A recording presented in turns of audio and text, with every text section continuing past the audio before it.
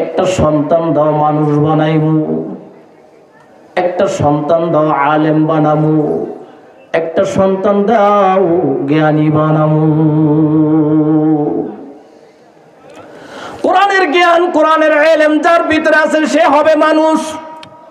কোরআনের জ্ঞান কোরআনের ইলম হাদিসের ইলম সুন্নাহর ইলম যার ভিতরে আছে সে হবে জ্ঞানী। জোরে বলেন ঠিক কিনা? কান্দে মাওলার দরবারে, আল্লাহ একটা সন্তান দাও আলেম বানামু। তাহাজ্জুদ নামাজ পড়া মাওলার দরবারে কান্দে। কানতে কানতে কানতে কানতে বান্দার বয়স 90 বছর হয়ে গেছে। জোরে বলেন কত বছর? 90 বছর বয়স হয়ে গেছে। এই 90 বছর বয়সে আমার আল্লাহ পাক রব্বুল আলামিন বান্দার দোয়া কবুল করেছেন। কবুল করার পরে 90 বছর বয়সে আমার আল্লাহ পাক রব্বুল আলামিন মায়ের গর্ভের ভিতরে একটা সন্তান দান করলেন। একটা সন্তান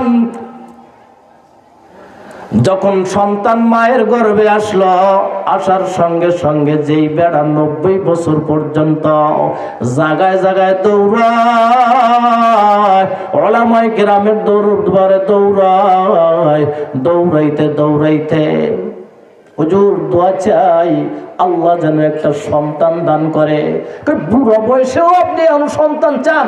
আল্লাহ দিলে কতক্ষণ, আল্লাহ দিলে কতক্ষণ। এবার 90 বছরের সন্তান এই সময় কান্নাকাটি করতো যেই বাবা, ওই বাবার ইন্তেকাল। মা বড় দুঃখী, মাও তো প্রায় বৃদ্ধ। জোরে বলেন ঠিক কিনা? 90 বছর যদি বয়স হয়, এবার যান, এবার বোঝেন মায়ের অবস্থাটা কি। চোখের পানি ফলায় মাওলার দরবারে কান্দে, মাবুদ গো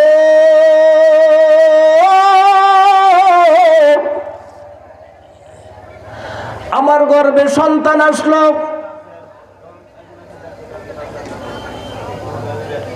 আমার এত বছর বয়স হয়ে গেল,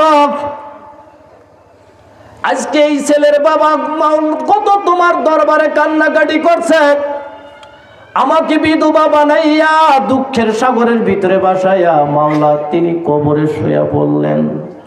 আল্লাহ পেটে যে সন্তান, এই সন্তানের বাবা